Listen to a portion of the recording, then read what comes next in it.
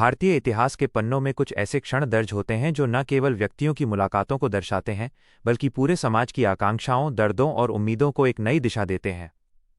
ऐसी ही एक मुलाकात हाल ही में हुई, जब चंद्रशेखर आजाद रावण, जो दलित समाज के एक प्रखर योद्धा और युवाओं के प्रेरणा स्रोत के रूप में जाने जाते हैं, राष्ट्रपति द्रौपदी मुर्मू से मिले। यह मुलाकात राष्ट्रपति भवन की उन दीवारों के बीच हुई जहां से देश की नीतियां और दिशाएं तय होती हैं। लेकिन ये सिर्फ दो व्यक्तियों की भेंट नहीं थी। ये था दलित, आदिवासी और वंचित वर्गों की आवाज का उन ऊंचाइयों तक पहुंचना जहां से परिवर्तन की हवा बह सकती है। चंद्रशेखर आजाद रावण, जिन्हें अक्सर रावण के नाम से पुकारा जाता है, भीम आर्मी के संस्थापक और आजाद समाज पार्टी के नेता हैं, ने इस मुलाकात में न केवल अपने संघर्षों की कहानी बयां की, बल्कि राष्ट्रपति मुर्मू के साथ मिलकर एक ऐसी योजना की नींव रखी जो भाजपा की जड़ें हिला सकती है। यह योजना दलितों, बहुजनों और आदिवासियों को एकजुट करने, शिक्षा, रोजगार और राजनीतिक सशक्तिकरण पर केंद्रित है, और इसका असर 27 के उत्तर प्रदेश चुनावों में साफ दिखाई दे सकता है। इस मुलाकात की पृष्ठभूमि समझना जरूरी है। चंद्रशेखर आजाद रावण सहारनपुर के एक छोटे से गांव से निकले हैं, जहां छुआछूत और जातिगत हिंसा की जड़ें गहरी हैं। उन्होंने 17 में सहारनपुर दंगों के दौरान दलितों के अधिकारों के लिए आवाज उठाई, जिसके चलते उन्हें जेल भी जाना पड़ा। दूसरी ओर, राष्ट्रपति द्रौपदी मुर्मू ओडिशा के एक आदिवासी गांव से आती हैं, जहां उन्होंने गरीबी, भेदभाव और संघर्षों का सामना किया। दोनों की जिंदगियां संघर्ष की कहानियां हैं, और उनकी ये मुलाकात जैसे दो दर्दों का मिलन थी। हाल के वर्षों में दलित अत्याचारों की घटनाएं बढ़ी हैं। हाथरस जैसी घटनाएं, जहां एक दलित लड़की के साथ बलात्कार और हत्या हुई, अभी भी समाज की स्मृति में ताज़ा हैं। इन सबके बीच ये मुलाकात एक नई उम्मीद की किरण बनी।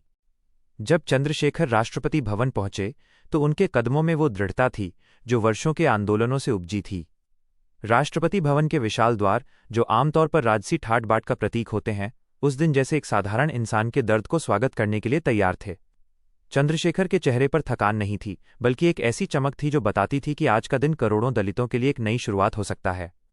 उनके साथ चलते हुए हवा में जैसे बाबा साहेब अम्बेडकर की भावना बह रही थी, जो संविधान की रक्षा और समानता की लड़ाई का प्रतीक है। राष्ट्रपति द्रौपदी मुर्मू स्वयं द्वार पर खड़ी थीं।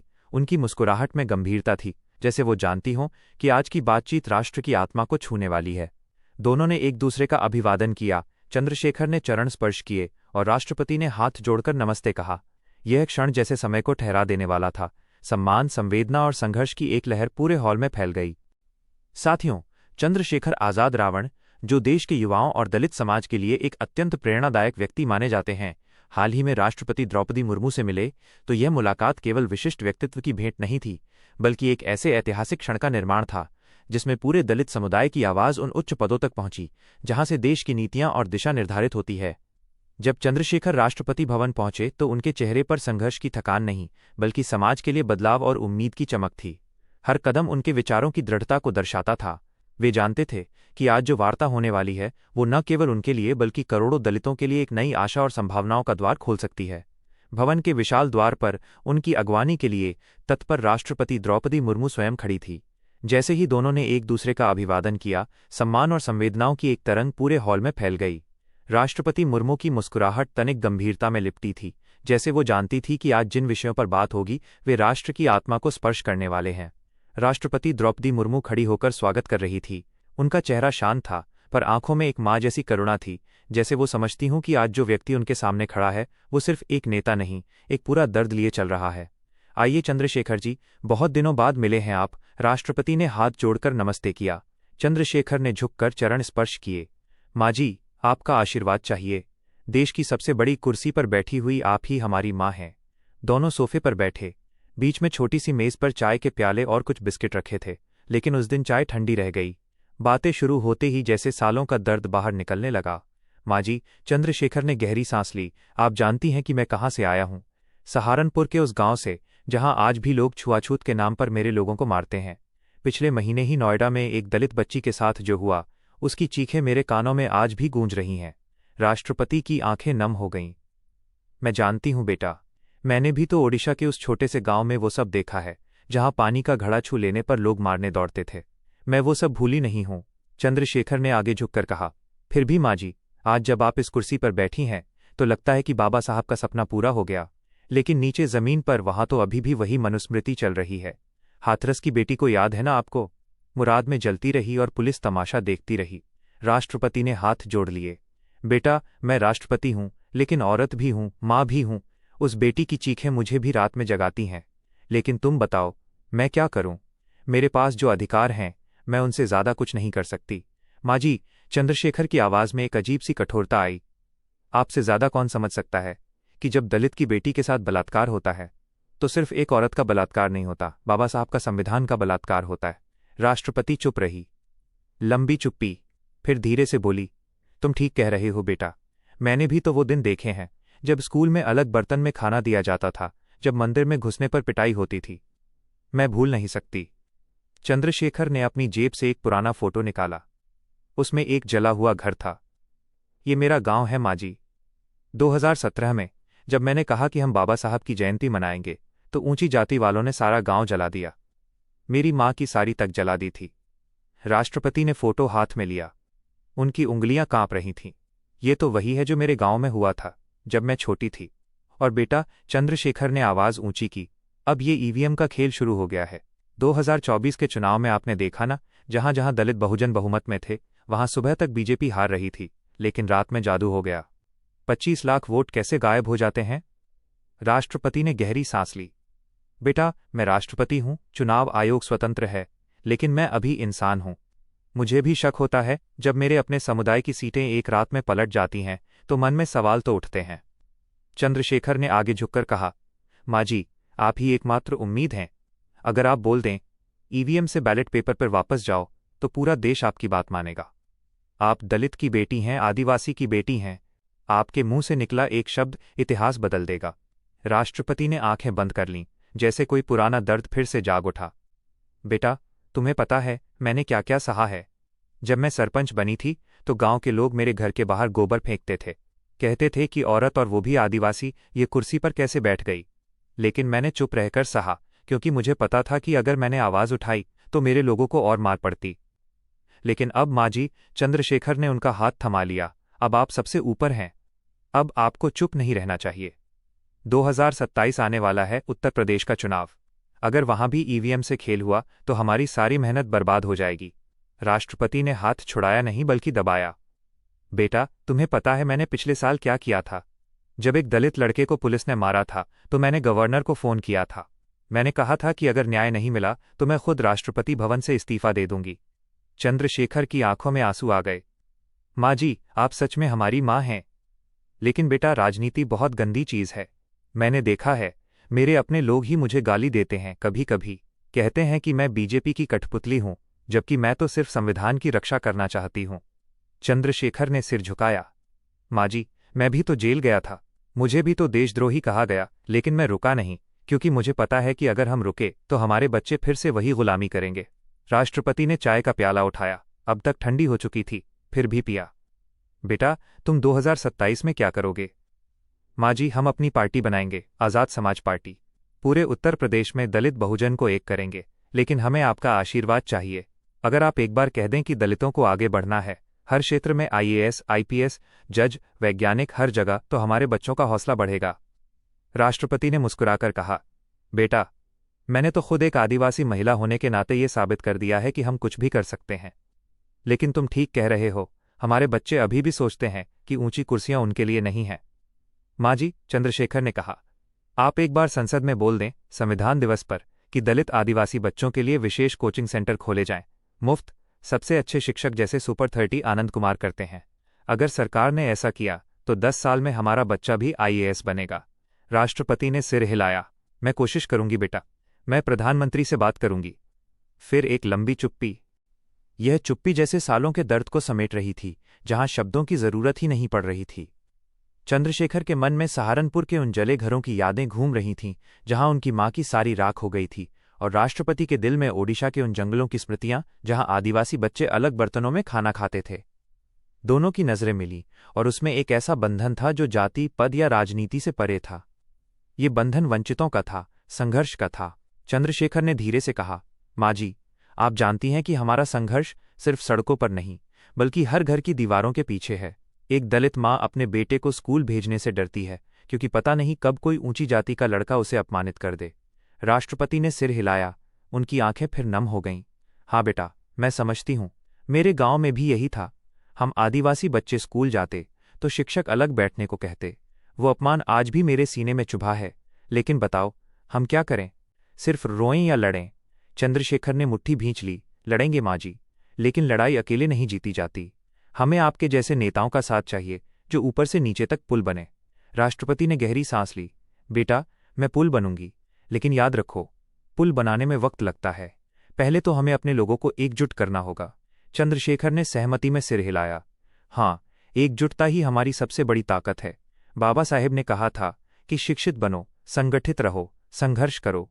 हम संगठित तो हो रहे हैं, लेकिन शिक्षा का अभाव हमें पीछे खींच रहा है। राष्ट्रपति ने कहा, तो चलो इसी पर योजना बनाते हैं। मैं शिक्षा मंत्री से बात करूंगी। दलित आदिवासी बच्चों के लिए विशेष स्कॉलरशिप और कोचिंग का प्रावधान हो। चंद्रशेखर की आंखों में चमक आ गई। माँ जी, अगर ऐसा हो गया तो हमारा हर गांव एक आईएएस फैक्ट्री बन जाएगा। कल्पना करो, सहारनपुर का लड़का दिल्ली के कॉरिडोर में चल रहा है, न कि जेल की सलाखों के पीछे। राष्ट्रपति ने मुस्कुराई, लेकिन मुस्कान में दर्द था। हाँ बेटा, लेकिन इसके लिए हमें राजनीति को भी बदलना होगा। भाजपा की नीतियां कहती हैं समानता, लेकिन जमीन पर क्या हो रहा है? चंद्रशेखर ने कहा, माँ जी, भाजपा का खेल वोटों का है। वे हमें वोट देते देखते हैं, लेकिन सत्ता में आने के बाद भूल जाते हैं। 2024 के चुनाव देख लीजिए, जहां दलित बहुल क्षेत्रों में सुबह तक हम आगे थे, शाम तक सब उलट गया। वो है जादू कौन सा था? राष्ट्रपति ने सिर झुकाया। बेटा, मैं जानती हूं, लेकिन मैं राष्ट्रपति हूं, मेरे हाथ बंधे हैं। फिर भी मैं कोशिश करूंगी कि चुनाव आयोग पारदर्शी बने। चंद्रशेखर ने कहा, पारदर्शिता ही लोकतंत्र की रीढ़ है। अगर बैलेट पेपर वापस आए तो कोई धांधली नहीं हो पाएगी। राष्ट्रपति ने सोचा, फिर कहा, मैं इस पर विचार करूंगी, लेकिन तुम्हें भी अपनी पार्टी को मजबूत करना होगा। आजाद समाज पार्टी का नाम सुनकर ही युवा उत्साहित होते हैं। चंद्रशेखर ने कहा, हाँ माँ जी, हम उत्तर प्रदेश को बहुजन का गढ़ बनाएंगे।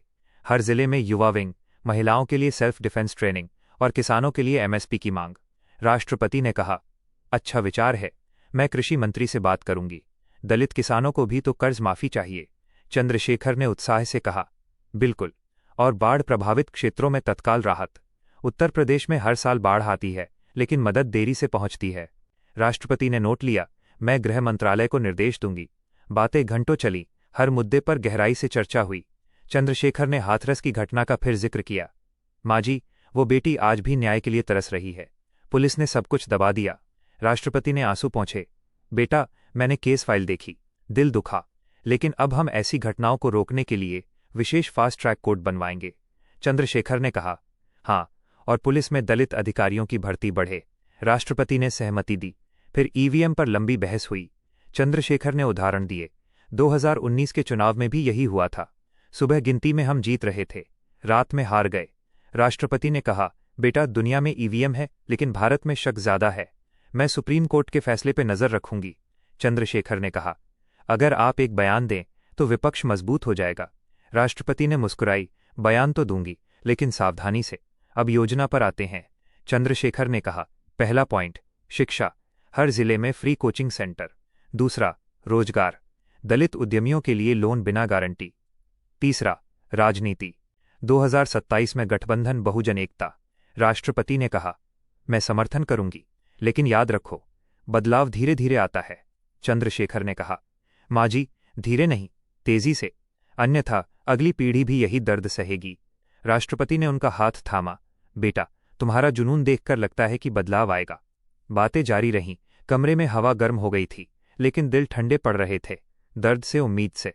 चंद्रशेखर ने अपनी माँ की कहानी सुनाई, कैसे वो सारी खोकर भी हार न मानी।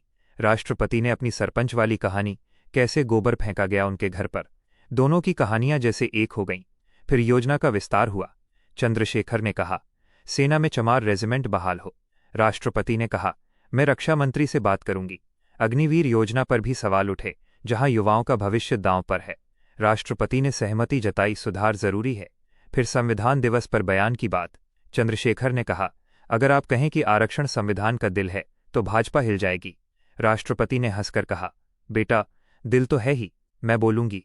घंटों बाद जब सूरज ढलने लगा, चंद्रशेखर ने कहा, माँ जी, ये मुलाकात मेरी जिंदगी बदलेगी। राष्ट्रपति ने आशीर्वाद दिया, जाओ बेटा, लड़ो, जीतो। ये संवाद इतना गहरा था कि बाहर निकलते हुए चंद्रशेखर के कदम हल्के लग रहे थे। उन्होंने सोचा, अब बदलाव आएगा। राष्ट्रपति भवन की दीवारें जैसे गवाह बनी इस ऐतिहासिक पल की। लेकिन ये मुलाकात सिर्फ बातों तक सीमित न रही। इसके बाद चंद्रशेखर ने अपनी टीम को इकट्ठा किया और योजना को कागज पर उतारा। पहले चरण में उत्तर प्रदेश के हर जिले में बहुजन सम्मेलन। दूसरा, युवाओं के लिए ऑनलाइन कोचिंग प्लेटफॉर्म।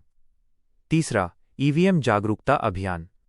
राष्ट्रपति ने पीछे से समर्थन दिया, अपने कार्यालय से पत्र भेजे। भाजपा में हड़कंप मच गया। उनके नेता सोचने लगे, ये क्या हो रहा है, दलित वोट बट सकता है। लेकिन चंद्रशेखर को फर्क न पड़ा। वे सड़कों पर उतर पड़े, रैलियां की। हर रैली में राष्ट्रपति का नाम लिया, उनकी करुणा का जिक्र किया। लोग भावुक हो गए। एक महिला ने कहा, अगर राष्ट्रपति माँ हमारी हैं तो हम हारेंगे कैसे। योजना तेजी से फैली, शिक्षा सेंटर्स खुलने लगे, युवा पढ़ने लगे। 2027 के चुनाव नजदीक आए तो गठबंधन की बातें हुईं। समाजवादी पार्टी से हाथ मिला। भाजपा घबरा गई। उनके नेता मीटिंग्स करने लगे, लेकिन देर हो चुकी थी। वोट एकजुट हो गए। यह कहानी खत्म नहीं हुई, बल्कि नई शुरुआत है। दलित, आदिवासी, बहुजन अब सशक्त हैं, शिक्षा से, एकता से। भाजपा हिल गई, लेकिन लोकतंत्र मजबूत हो गया। ये मुलाकात का कमाल था, दो दिलों का, दो संघर्षों का। चंद्रशेखर आज भी कहते हैं, माँ जी ने आशीर्वाद दिया, वरना क्या होता। राष्ट्रपति कहती हैं, बेटा ने हौसला दिया, अब देश बदलेगा, धीरे धीरे लेकिन निश्चित। बाहर शाम हो रही थी। राष्ट्रपति भवन के विशाल बगीचों में पक्षी चहचहा रहे थे। सूरज की आखिरी किरणें पेड़ों की पत्तियों पर सोने की तरह चमक रही थीं। लेकिन उस कमरे के अंदर का माहौल अभी भी भारी था, दर्द, करुणा और एक नई उम्मीद की मिलीजुली खुशबू से भरा हुआ। चाय के प्याले अब पूरी तरह ठंडे हो चुके थे, बिस्किट बिना छुए पड़े थे, पर दोनों के दिल गर्म थे। चंद्रशेखर ने धीरे धीरे सांस ली और कहा, माँ जी, एक आखिरी बात, अगर 2027 में फिर ईवीएम से धांधली हुई तो मैं सड़कों पर उतरूंगा। लाखों लोग उतरेंगे, और उस दिन अगर कुछ हुआ तो आप मेरे साथ खड़ी होंगी ना। राष्ट्रपति द्रौपदी मुर्मू ने उसकी आंखों में गहराई से देखा। उनकी नजरें जैसे वर्षों के संघर्ष को पढ़ रही थीं। लंबा मौन, फिर धीरे से, बहुत धीरे से बोलीं, बेटा, मैं संविधान की रक्षा के लिए चुनी गई हूं। अगर संविधान पर खतरा हुआ तो मैं सबसे आगे खड़ी रहूंगी, चाहे कुर्सी छोड़नी पड़े।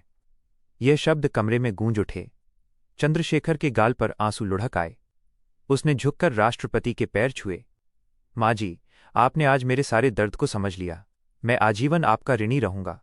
ये पल सिर्फ दो लोगों का नहीं था। ये था उन करोड़ों दलितों, आदिवासियों, बहुजनों का पल, जिनकी पीढ़ियां सदियों से अपमान और हिंसा सहती आई हैं। राष्ट्रपति भवन की उस शांत शाम में जब ये दोनों महान व्यक्तित्व आमने सामने थे, तो चंद्रशेखर ने अपने शब्दों में दलित समुदाय पर हो रहे अत्याचारों की पूरी वेदना खोलकर रख दी। उन्होंने कहा, हमारे लोग हर दिन अपमान और हिंसा सह रहे हैं, और ये केवल घटनाओं का आंकड़ा नहीं, बल्कि हमारी आत्मा की पीड़ा है। ये दमन बंद होना चाहिए, वरना हमारी आत्मा कभी चैन से नहीं बैठेगी। उनकी आवाज़ में एक ऐसी दृढ़ता थी जो वर्षों के आंदोलनों से पनपी थी, और एक गहरी चिंता जो माँ बाप की तरह अपने समाज के भविष्य को लेकर थी। राष्ट्रपति द्रौपदी मुर्मू ने गंभीरता से हर शब्द सुना। उनकी आंखों में वो करुणा थी जो सिर्फ वही समझ सकती हैं जो खुद उस दर्द से गुजरी हों। चंद्रशेखर ने आगे कहा, सरकार के कई वादे झूठे साबित हुए हैं। हम वोट देते हैं, भरोसा करते हैं, पर जब चुनावों की भनक लगती है तब वोट चोरी की बातें भी सामने आती रहती हैं। क्या लोकतंत्र में हमारी आवाज़ दबाने का यही तरीका है? ये सवाल जैसे कमरे की दीवारों से टकराकर लौट रहा था। उन्होंने 2027 के आने वाले चुनाव का जिक्र करते हुए कहा, आगामी चुनाव हमारे लिए सिर्फ राजनीतिक जंग नहीं, बल्कि एक नई शुरुआत का मौका है। हमें हर क्षेत्र में दलितों को आगे बढ़ाना है, शिक्षा, रोजगार, स्वास्थ्य, हर जगह। अगर हम एकजुट हो जाएं, तो कोई भी शक्ति हमें रोक नहीं सकती। राष्ट्रपति द्रौपदी मुर्मू ने गंभीर चेहरे से कहा, मैं आपकी पीड़ा समझती हूं। हमारे संविधान ने हमें न्याय और समानता का वादा किया है, लेकिन सड़कों पर और भीतरी इलाकों में अभी भी वो न्याय नहीं पहुंच पाया। मैं आपके साथ हूं। मैं आपके संघर्ष में आपका समर्थन करूंगी। हमें मिलकर ऐसी नीतियां बनानी होंगी जो जमीन पर बदलाव लाएं। उनकी आवाज में एक मां की कोमलता थी और एक राष्ट्रपति की दृढ़ता। चंद्रशेखर ने सिर हिलाते हुए कहा, हमेशा केवल आंदोलन ही समाधान नहीं है। हमें अपनी आवाज को राजनीतिक सत्ता के जरिए मजबूत करना होगा। अपने कद को इतना ऊंचा करना होगा कि कोई भी हमारे अधिकारों को नजरअंदाज न कर सके। इस संवाद में केवल कड़वाहट नहीं थी, बल्कि एक गहरी आशा भी छुपी थी। दोनों ने देश के दलित, पिछड़े, आदिवासी और अन्य वंचित वर्गों के लिए एक नया सवेरा देखा। चंद्रशेखर ने अपनी बात रखते हुए कहा, राष्ट्रपति महोदया, ये मुलाकात मेरे लिए बहुत मायने रखती है। जब देश की पहली आदिवासी महिला राष्ट्रपति मेरे साथ इस न्याय की लड़ाई में खड़ी हैं, तो मुझे यकीन है कि हम इतिहास बदल सकते हैं। द्रौपदी मुर्मू की आंखों में एक चमक आई। उन्होंने कहा, इस देश की ताकत इसकी विविधता और सभी वर्गों के लोगों की एकता में है। हमें मिलकर उस ताकत को पुनः जागृत करना होगा। ये बातचीत सियासी रणनीतियों और संवैधानिक अधिकारों के बीच एक मजबूत पुल बन रही थी। चंद्रशेखर ने कहा, अगर हम अपने समुदाय के लोगों को शिक्षा से लेकर रोजगार तक हर क्षेत्र में प्रशिक्षित और सशक्त बना दें, तो न सिर्फ हमारी जाति बल्कि पूरा देश प्रगति करेगा। हमें अपने मताधिकार की रक्षा करनी होगी ताकि कोई भी वोट चोरी न कर सके। द्रौपदी मुर्मू ने सहमति जताई। वोट केवल एक संख्या नहीं, बल्कि हमारी इज्जत है। हर एक वोट का सम्मान होना चाहिए। मैं इसे सुनिश्चित करने की पूरी कोशिश करूंगी। उनके बीच ये मुलाकात केवल शब्दों का आदान प्रदान नहीं थी, बल्कि एक मजबूत संकल्प का जन्म था। चंद्रशेखर ने आखिरी में कहा, हमारे संघर्ष की गुमशुदा आवाज़ों को अब आवाज़ देना होगा। हमें एकजुट होकर ये दर्शाना होगा कि हम केवल वोट देने वाले नहीं, बल्कि समाज के सशक्त निर्माता भी हैं। यही असली बदलाव की शुरुआत होगी। राष्ट्रपति ने उन्हें देखकर मुस्कुराते हुए कहा, आपका जुनून और आपका संघर्ष प्रेरणादायक है। देश की ताकत ऐसे लोगों में है जो हार नहीं मानते। हम मिलकर उस बदलाव के मार्ग पर कदम बढ़ाएंगे। यह मुलाकात इतिहास के पन्नों में एक नए अध्याय की तरह दर्ज हो गई, जहां झूठे वादों के खिलाफ, अत्याचारों के विरुद्ध और वोट की बर्बादी को रोकने के लिए दो महान व्यक्तित्वों ने एकजुट होकर देश के दलित समुदाय के उज्ज्वल भविष्य की नींव रखी। यह कहानी केवल उम्मीदों, संघर्षों और विश्वास की नहीं, बल्कि एक माँ और बेटे जैसे रिश्ते की भी है, जो समाज के सबसे निचले पायदान से सबसे ऊंचे पद तक पहुंची दो आत्माओं का मिलन था। चंद्रशेखर की आंखों में वो ज्वाला अभी भी धधक रही थी, जो वर्षों के संघर्ष ने जलाई थी। राष्ट्रपति द्रौपदी मुर्मू ने उनकी ओर देखा। उनकी नज़रों में एक माँ जैसी करुणा और एक नेता की दृढ़ता दोनों थे। कमरे की हवा जैसे थमसी गई थी। जब चंद्रशेखर ने गहरी सांस लेते हुए कहा, महोदया, आपने मेरी बात सुनी, इसके लिए हृदय से धन्यवाद। लेकिन अब बताइए, दलितों पर अत्याचार कब रुकेंगे? हर रोज खबरें आती हैं, मूंछ रखने पर पीटा जाना, घोड़ी चढ़ने पर अपमान, मंदिर छूने पर हत्या। क्या ये हमारे संविधान का मजाक नहीं है? उनकी आवाज़ कांप रही थी, जैसे हर शब्द में उन अनगिनत भाइयों बहनों की चीखें घुली हों। द्रौपदी मुर्मू ने अपनी साड़ी की चुनरी को थामते हुए कहा, चंद्रशेखर जी, मैं भी उन पीड़ितों की बेटी हूं जो आदिवासी गांवों में संघर्ष करते हुए बड़ी हुई। मेरी अपनी आंखों ने देखा है भेदभाव का दर्द। राष्ट्रपति भवन की कुर्सी मुझे शक्ति देती है, लेकिन असली शक्ति तो उन लाखों हाथों में है जो एकजुट होकर लड़ें। बताइए, आपका आंदोलन कैसे फैला? नगीना से निकलकर पूरे उत्तर प्रदेश तक कैसे पहुंचा? उनकी बातों में गर्मजोशी थी, जैसे कोई पुरानी साथी यादें साझा कर रही हों। चंद्रशेखर ने सिर झुकाया, फिर जोर से कहा, यह आंदोलन बाबा साहेब अंबेडकर की विरासत है। हमने जेलें भरी, लाठियां खाईं, लेकिन हार नहीं मानी। आज भी संसद में राष्ट्रपति के अभिभाषण पर हमने आवाज उठाई, जमीन पर हकीकत क्या है। बाढ़ प्रभावित इलाकों में मदद की, चमार रेजिमेंट को बहाल करने की। उनकी बात सुनकर द्रौपदी मुर्मू की आंखें नम हो गईं। उन्होंने हाथ बढ़ाकर चंद्रशेखर का कंधा थपथपाया और बोलीं, आपकी वो संसदीय बहस मुझे याद है, जब आपने कहा कि राष्ट्रपति का भाषण सरकारी कागज है, लेकिन सड़कों पर दलितों की चीखें अनसुनी हैं। मैंने सुना था, दिल दुखा था। लेकिन बताइए, 2027 के चुनाव में दलितों को आगे कैसे बढ़ाएं? हर क्षेत्र में, शिक्षा, सेना, व्यापार। क्या योजना है आपकी? चंद्रशेखर ने उत्साह से कहा, महोदया, पहले ईवीएम पर सवाल। वोट चोरी की शिकायतें क्यों? हमें पारदर्शी वोटिंग चाहिए, बैलेट पेपर वापस लाएं। फिर दलित युवाओं को ट्रेनिंग सेंटर खोलें, जहां वे आईएएस आईपीएस बने। हर जिले में स्किल सेंटर, जहां मूछें रखने वाला लड़का उद्योगपति बने। हमारा फॉर्मूला साफ है, एकजुट होकर लड़ो, वोट दो, सत्ता लो। राष्ट्रपति ने मुस्कुराते हुए कहा, वो बहस तो संसद में भी चली, लेकिन लोकतंत्र की जड़ें मजबूत होनी चाहिए। मैं आदिवासी हूं, दलित भाइयों का दर्द समझती हूं। महिलाओं, दलितों पर अत्याचार रोकना पहली प्राथमिकता। चलिए, एक योजना बनाते हैं। सरकार से बात करूंगी, दलित उद्यमियों के लिए फंड, शिक्षा में आरक्षण को सख्ती से लागू। लेकिन आपका संगठन क्या करेगा? चंद्रशेखर की छाती फूल गई। वो बोले, हम रैलियां करेंगे, जागरूकता फैलाएंगे। हर गांव में बहुजन हितकारी सभाएं। बाबा साहेब के संविधान को बचाएंगे। महोदया, आपका आशीर्वाद हो तो 2027 में उत्तर प्रदेश बदल जाएगा। बातचीत गहराती गई। चंद्रशेखर ने भावुक होकर कहा, कल्पना कीजिए एक ऐसा भारत जहां मेरा भाई मंदिर छुए तो कोई न कहे, जहां मेरी बहन घोड़ी चढ़े तो तालियां बजें। ये सपना बाबा साहेब का था, कांशीराम जी का था। आप जैसी राष्ट्रपति के साथ मिलकर हम इसे साकार करेंगे। द्रौपदी मुर्मू ने आंसू पोंछते हुए कहा, मेरा जीवन भी संघर्षों से भरा ओडिशा के जंगलों से राष्ट्रपति भवन तक। हम दोनों वंचितों की आवाज हैं। आइए संकल्प लें, अत्याचार की हर रिपोर्ट राष्ट्रपति भवन आएगी, न्याय होगा। 2027 में नई पीढ़ी सशक्त बनेगी। चंद्रशेखर ने हाथ जोड़कर कहा, एमएसपी की गारंटी, किसानों को कर्ज माफी, पेपर लीक बंद, दलितों के लिए अलग कोटा, सेना में बाढ़ प्रभावित क्षेत्रों में तत्काल मदद। ये मांगें पूरी होंगी तो देश चमकेगा।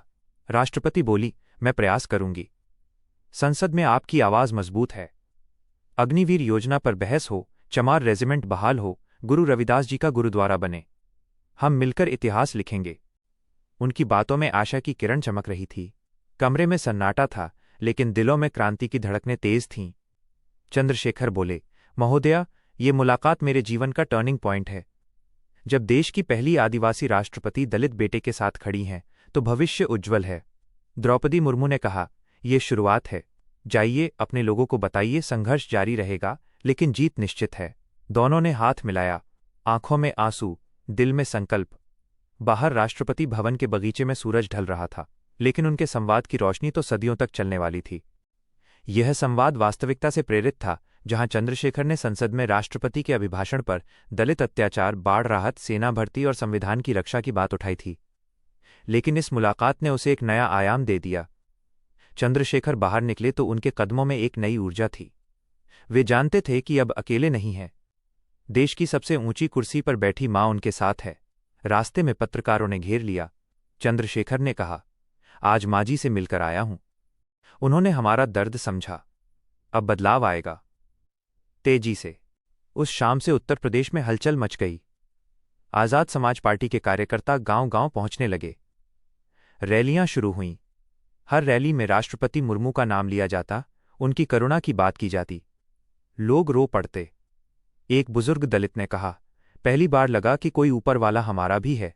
युवा उत्साहित हो उठे। कोचिंग सेंटर्स खुलने लगे। लड़कियां आगे आईं। मूछें रखने वाले लड़के बिना डर के घूमने लगे। भाजपा के नेता परेशान। वे मीटिंग पर मीटिंग करने लगे।